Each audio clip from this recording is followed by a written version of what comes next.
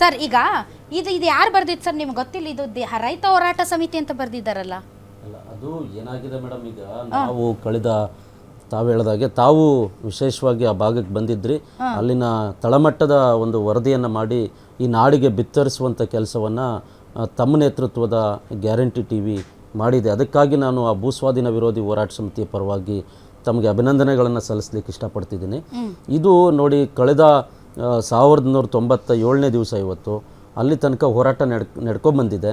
ಅಲ್ಲಿನ ರೈತರು, ಸಾಮಾನ್ಯ ರೈತರು, ಮಧ್ಯಮ ವರ್ಗದ ರೈತರು ಪ್ರತಿಭಟನೆ ಮಾಡಿಕೊಂಡು, ಹೋರಾಟಗಳು ಮಾಡಿಕೊಂಡು, ಅನೇಕ ರೀತಿಯ ಕಷ್ಟ ನಷ್ಟಗಳನ್ನು ಅನುಭವಿಸಿಕೊಂಡು ಇವತ್ತಿಗೂ ಭೂಮಿ ಬಿಡೋದಿಲ್ಲ ಅಂತ ಹೇಳಿ ಹೋರಾಟ ಮಾಡ್ತಿದ್ದಾರೆ.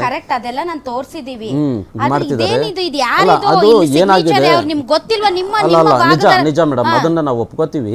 ಅದರಲ್ಲಿ ನೋಡಿ, ಅಲ್ಲ, ಅದರಲ್ಲಿ ಆ ರೈತರ ಸಂಖ್ಯೆ ನಮ್ಗೆ ಗೊತ್ತಿಲ್ಲ. ಭೂಮಿ ಎಷ್ಟು ಎಕರೆ ಅಲ್ಲ, ಅದರಲ್ಲಿ ಏನಾಗಿದೆ ಮೇಡಮ್, ಅದ್ರ ಬಗ್ಗೆ ನಾನು ಹೇಳ್ಬಿಡ್ತೀನಿ. ಅದರಲ್ಲಿ ಈಗ ನೋಡಿ, ನಾವು ಇಷ್ಟು ವರ್ಷ ಹೋರಾಟ ಮಾಡ್ಕೊ ಬಂದಾಗ್ಲೂ ತಾವೇ ಹೇಳಿದಾಗೆ ಆ ರೀತಿ ಗೊಂದಲಗಳಿರಲಿಲ್ಲ. ಆದರೆ ಇತ್ತೀಚೆಗೆ ಅದೇನಾಗಿದೆ ಅಂತ ಹೇಳಿದ್ರೆ, ಈ ರೀತಿ ಒಂದಷ್ಟು ಜನ ಸೇರಿ ಹೋರಾಟದಲ್ಲಿ ಇದ್ದವರಲ್ಲ ಇವರು, ಮತ್ತು ಹೋರಾಟ ಯಾವುದೇ ಕಾರಣಕ್ಕೂ ಇಬ್ಬಾಗ ಆಗಿಲ್ಲ.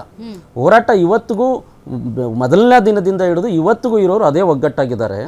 ಆದರೆ ಇಲ್ಲಿ ಕೆಲವರು ಅದಕ್ಕೆ ಬೇರೆ ಬೇರೆ ಆಯಾಮಗಳಿರ್ಬೋದು, ಅದರ ಬಗ್ಗೆ ಚರ್ಚೆ ಮಾಡೋಕ್ಕೆ ಹೋದರೆ ಬೇರೆ ಬೇರೆ ಇದಾಗುತ್ತೆ. ಆದರೆ ಇವರು ಒಂದಷ್ಟು ಜನ ಇದನ್ನು ನಾವು ಕೊಡ್ತೀವಿ ಅಂತೇಳಿ ಮಾನ್ಯ ಮುಖ್ಯಮಂತ್ರಿಗಳಿಗೆ ಹೋಗಿ ಮನವಿ ಮಾಡಿದ್ದಾರೆ. ಆದರೆ ನಾವು ಹೇಳೋದೇನು ಅಂತ ಹೇಳಿದ್ರೆ, ಈ ವ್ಯವಸ್ಥೆ 1197 ದಿವಸಗಳಿಂದ ಈ ಸರ್ಕಾರಗಳಿಗೆ ಬಗೆಹರಿಸೋಕ್ಕಾಗೋದಿಲ್ಲ, ಮುಖ್ಯಮಂತ್ರಿಗಳನ್ನ ಭೇಟಿ ಮಾಡೋಕ್ಕಾಗೋದಿಲ್ಲ, ಅದು ಸಮಸ್ಯೆ ಹಂಗೆ ಜೀವಂತವಾಗಿಟ್ಟಿರ್ತಾರೆ. ಆದರೆ ಈ ರೀತಿ ಬಂದಾಗ ಅದಕ್ಕೆ ಹೆಚ್ಚು ಮಹತ್ವ ಸಿಗ್ತದೆ. ಸರ್ಕಾರ ಅವರನ್ನು ಆಮಂತ್ರಿಸ್ತದೆ, ಸರ್ಕಾರ ಸ್ವಾಗತಿಸ್ತದೆ, ನೇರ ಈ ರಾಜ್ಯದ ಮುಖ್ಯಮಂತ್ರಿಗಳ ಜೊತೆಗೆ ಗಂಟೆಗಳಲ್ಲಿ ಹೋಗಿ ಭೇಟಿ ಮಾಡಿ ನಮ್ಮ ವಿರೋಧ ಇದೆ ಅಂತ ದಾಖಲಿಸ್ತಾರೆ. ಅದರಿಂದ ಇದೊಂದು ಪ್ರಾಯೋಜಕತ್ವದಲ್ಲಿ ನಡೆದಿರುವಂಥದ್ದೇ ಅಂತ ನಾವು ಭಾವಿಸಿದ್ದೇವೆ.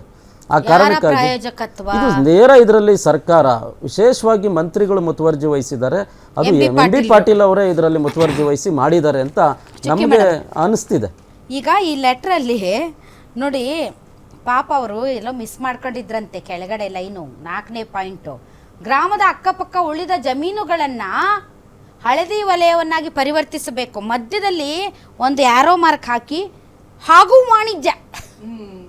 ಏನು ಹೇಳ್ರಿ ಪಾಪ, ಅದು ಮರ್ತೋಗಿ ಹೇಳ್ಕೊಟ್ಟಿರ್ತಾರ, ಮಿಸ್ ಆಗಿರುತ್ತೆ ಬರೆಯಕ್ಕೆ. ಮತ್ತು ಅದರಲ್ಲಿ ಮತ್ತೆ ಅಲ್ಲೇ ಪಕ್ಕದಲ್ಲಿ ಪೆನ್ನಲ್ಲಿ ಬರೆದಿರೋದು ಹಾಗೂ ವಾಣಿಜ್ಯ ಹಳದಿ ವಲಯವನ್ನಾಗಿ ಪರಿವರ್ತಿಸಬೇಕು. ನನ್ನ ಜಮೀನು ತೊಗೊಳ್ರಿ, ಏನು ಹೇಳ್ರಿ, ತೊಗೊಳ್ರಿ, ನನಗಿಷ್ಟು ದುಡ್ಡು ಕೊಡ್ರಿ, ನನಗಿದು ಬೇಡಿಕೆ ಅಷ್ಟೇ ಇರ್ಬೇಕು ಅವ್ರದ್ದು ರೈತರದು. ನೀ ಹಸಿರು ಮಾಡ್ತೀಯೋ, ನೀ ಹಳದಿ ಮಾಡ್ತೀಯೋ, ನೀನು ಕೆಂಪು ಮಾಡ್ತೀಯೋ, ನೀನು ನೀಲಿ ಮಾಡ್ತೀಯೋ, ಇದು ಅನವಶ್ಯಕ ಅವರಿಗೆ. ಹೌದಲ್ರಿ ಮೇಡಮ್? ನನಗೆ ಭೂಮಿ ಕೊಡ್ತೀನಿ, ನನಗಿಷ್ಟು ಇದು ಬೇಡಿಕೆ, ನಂಗೆ ಉದ್ಯೋಗ ಕೊಡ್ರಿ, ಇಲ್ಲ ನನಗೆ ಇದು ಏನೋ ಇಷ್ಟು ದುಡ್ಡು ಕೊಡ್ರಿ ನನ್ನ ಜಮೀನಿಗೆ.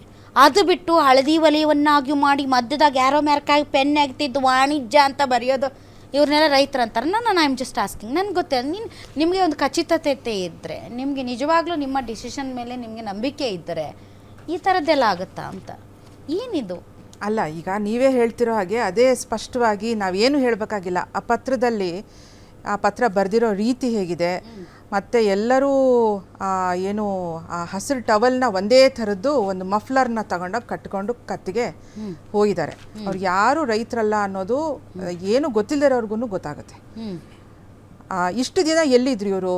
1197 ದಿನದಿಂದ ಈ ಹೋರಾಟ ನಡೀತಾ ಇದೆ. ಇಷ್ಟು ದಿನ ಇವ್ರು ಯಾರು ಎಲ್ಲೂ ಕಾಣಿಸ್ಕೊಳ್ದೇ ಇರೋವಂಥ ಜನ. ಮತ್ತು ಈ ಅಲ್ಲಿಯ ಉಸ್ತುವಾರಿ ಮಂತ್ರಿಗಳ ಜೊತೆಗೆ ಇವರ ಭಾವಚಿತ್ರಗಳು ಸಿಕ್ಕಿದ್ದಾವೆ.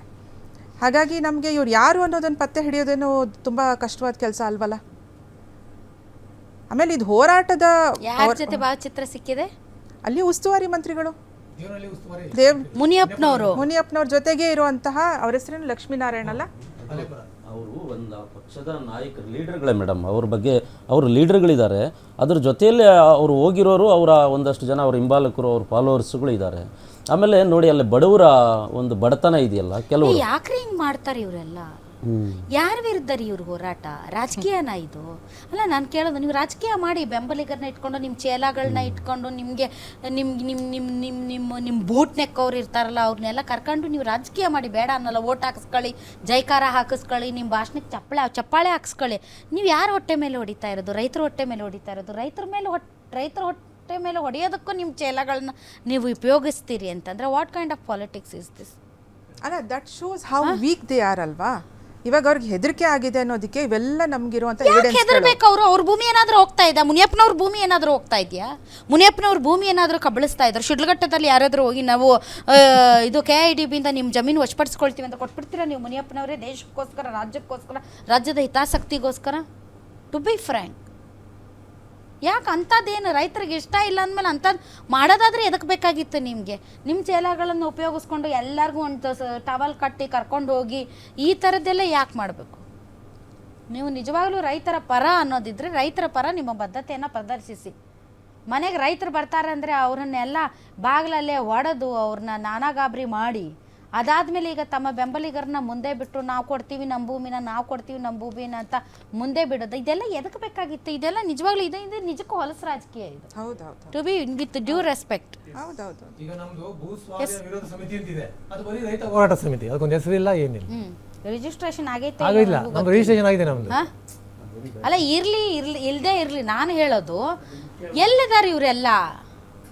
ಎಲ್ಲಿದ್ರು ಮೇಡಮ್? ನಾಳೆ ಮಾತುಕತೆ ಆಯ್ತಾ? ಹೌದಾ? ನಾಳೆ ಕಂಡಿಲ್ಲ. ಹೌದು, ನಾಳೆ ಮಾತುಕತೆ ಇದ್ದಾಗ 2 ದಿನದ ಹಿಂದೆ ಎಲ್ಲಿಂದ ಪ್ರತ್ಯಕ್ಷರಾದ್ರಿ ಇವರೆಲ್ಲ? ಗೊತ್ತಿಲ್ಲ ಎಲ್ಲಿದ್ರು ಅನ್ನೋದು ನಮ್ಗೆ ಇವತ್ತಿಗೂ ಗೊತ್ತಿಲ್ಲ. ಅಲ್ಲ, ಇರ್ಬೋದು ಭೂಮಿ ಕೊಡ್ತೀವಿ ಅಂತ. ಈಗ ಸ್ವಲ್ಪ ಜಮೀನು ಇರುತ್ತೆ, ಅದ್ರಾಗ ಅವ್ರು ಏನೂ ಮಾಡ್ಕೊಳಕ್ಕಾಗಲ್ಲ. ಒಂದು 4-5 ಜನ ಮಕ್ಕಳು ಇರ್ತಾರೆ, ಒಂದು 30 ಗುಂಟೆ ಜಮೀನು ಇರುತ್ತೆ ಅಥವಾ ಅರ್ಧ ಎಕರೆ, ಹಂಗೆ ಇದ್ದದ್ದವ್ರು ಕೊಡ್ತೀನಿ ಅಂತ ಮನ್ಸು ಮಾಡಿರ್ಬೋದು. ಇಲ್ಲ ಅಂತ ನಾನು ಹೇಳಲ್ಲ. ಇಲ್ಲ ಹೋರಾಟ ಮಾಡ್ತಿರೋರೆ ಅಂತ ರೈತರು. ಇಲ್ಲ ಮೇಡಮ್, ಅದು ಏನಾಗಿದೆ ಅಂತ ಹೇಳಿದ್ರೆ ನೋಡಿ, ಅಲ್ಲಿ ಒಂದು 2 ಗ್ರಾಮ ಇದೆ. ಅಲ್ಲಿ 2 ಗ್ರಾಮದಲ್ಲಿ ನನ್ನ ಪರಿಶಿಷ್ಟ ಜಾತಿ ಸಮುದಾಯದ್ದು ನಮ್ಮ ಸಮುದಾಯದವರು ಇದ್ದಾರೆ. ಅಲ್ಲಿ ಅವರು ಒಂದಷ್ಟು ಅವರ ಜನಕ್ಕೆ ಈಗಾಗಲೇ ಅಗ್ರಿಮೆಂಟ್ ಹಾಕಿದ್ದಾರೆ, ತುಂಬ ಹಿಂದೆನೇ ಹಾಕ್ಬಿಟ್ಟಿದ್ದಾರೆ. ಅವ್ರಿಗೇನಾಗಿದೆ ಈಗ ಅಂತ ಹೇಳಿದ್ರೆ, ಹೋದರೆ KIDBಯಿಂದ ನಮ್ಗೆ ದುಡ್ಡು ಬರುತ್ತೆ ಅನ್ನೋ ಒಂದು ಆಸೆ ಬಂದ್ಬಿಟ್ಟಿದೆ ಅವ್ರಿಗೆ. ಜಮೀನು ಇಲ್ಲ ಅಂದರೆ ಜಮೀನು ಬೇರೆಯವ್ರ ಪಾಲಾಗ್ಬಿಡ್ತದೆ ಅಂತ ಇದನ್ನು ಏನು ಮಾಡಿದ್ದಾರೆ, ಕೆಲವರು ಅದನ್ನು ಬಂಡವಾಳ ಮಾಡಿಕೊಂಡು, ಇಲ್ಲ ಅಂದರೆ ನೋಡಿ ಈಗ ದುಡ್ಡು ತೊಗೊಂಡಿದ್ಯಾ, ನಮ್ಮ ಜೊತೆ ಬಾ ನೀನು, ಇಲ್ಲ ಅಂತ ಹೇಳಿದ್ರೆ ನಾನು KIDBಗೆ ಹೋದರೆ ದುಡ್ಡು ಬರ್ತದೆ ಅನ್ನೋ ಆಸೆ ಹುಟ್ಟಿಸಿದ್ದಾರೆ. ಹಂಗೆ ಒಂದಷ್ಟು ಜನನ ಸೇರಿಸ್ಕೊಂಡು ಇವರು ಅದನ್ನು ಆ ಬಡವರ ಬಡತನವನ್ನು ಬಂಡವಾಳ ಮಾಡ್ಕೊಂಡು ಬಂದು ತೊಗೊಂಬಂದಿಲ್ಲಿ ಮುಖ್ಯಮಂತ್ರಿಗಳು ತೋರಿಸಿದ್ದಾರೆ ವಿನಃ ನಿಜವಾಗಿ ಅವ್ರು ಭೂಮಿ ಕೊಡಬೇಕು ಅಂತ ಅವ್ರಿಗೆ ಯಾರಿಗೂ ಆಸಕ್ತಿ ಇಲ್ಲ. ಆಮೇಲೆ ಇವತ್ತು ಅದು ಪ್ರಚೋದನೆಗೆ ಒಳಪಟ್ಟು ಆ ರೀತಿ ಬರ್ತಾರೆ ಅವರು. ಆ ಸರ್ಕಾರ ಅವರ ಹಿಂದೆ ಇದೆ ಮೇಡಮ್, ಎಲ್ಲ ರೀತಿಯ ಅವ್ರಿಗೆ ಸಹಕಾರ ಕೊಡ್ತದೆ. ಆ ಕಾರಣಕ್ಕಾಗಿ ಈ ಹೋರಾಟವನ್ನು ದಿಕ್ತಪ್ಪಿಸಬೇಕು. ಇದು ರಾಷ್ಟ್ರವ್ಯಾಪಿ ಹೋರಾಟ ಆಗಿ ರೂಪುಗೊಂಡಿರೋದೇ ಅವ್ರ ಸರ್ಕಾರಕ್ಕೆ ಸಹಿಸೋಕ್ಕಾಗ್ತಾ ಇಲ್ಲ. ಆ ಕಾರಣಕ್ಕಾಗಿ MB ಪಾಟೀಲ್ ಅಂತವರು ಈ ಮಟ್ಟಕ್ಕೆ ಇಳಿದು ರಾಜಕಾರಣ ಮಾಡುವಂಥದ್ದು ಅವ್ರಿಗೆ ಬೇಕಿರಲಿಲ್ಲ. ಅದಕ್ಕೆ ಇದನ್ನು ವಿಭಾಗ ಆಯಿತು ಅಥವಾ ಒಡೆದೋಯ್ತು, ರೈತರು ಬಹುತೇಕರು ಕೊಡಕ್ಕೆ ರೆಡಿ ಇದ್ದಾರೆ ಅನ್ನೋದನ್ನು ಬಿಂಬಿಸ್ತಾ ಇದ್ದಾರೆ. ನೀವು ನಿಜವಾಗಿ ತಾಯ್ತನದಿಂದ ನೋಡಿದ್ರೆ ಈ ಸರ್ಕಾರ, ಅಲ್ಲಿನ ಬಹುತೇಕ ರೈತರು ಇವತ್ತು ಸಭೆ ಮಾಡ್ಕೊಂಡು ಬಂದಿದ್ದೀವಿ ನಾವು, 80%ಕ್ಕೂ ಹೆಚ್ಚು ಜನರು ಭೂಮಿ ಕೊಡಕ್ಕೆ ರೆಡಿ ಇಲ್ಲ ಅನ್ನೋದನ್ನ ದಾಖಲೆಗಳ ಮುಖಾಂತರ ನಾವು KIDB ಕೊಟ್ಟಿದ್ದೀವಿ. ಸರ್ಕಾರ ಅದನ್ನೇ ಪರಿಗಣಿಸ್ಬಿಟ್ಟು ಇದನ್ನು ಕಾಲಹರಣ ಮಾಡಬಾರ್ದು. ಕಾಲಹರಣ ಮಾಡದೆ ಸ್ಪಷ್ಟವಾಗಿ ರೈತರ ಭೂಮಿ ನಾವು ತಗೊಳೋದಿಲ್ಲ ಅಂತ ಬಿಟ್ಬಿಟ್ರೆ ಅದು ಸಿದ್ದರಾಮಯ್ಯನವರಂತವ್ರಿಗೆ ಭಾಳ ದೊಡ್ಡ ಗೌರವ ಬರೋವಂಥದ್ದು. ಆ ಕಾರಣಕ್ಕೆ ಓಕೆ.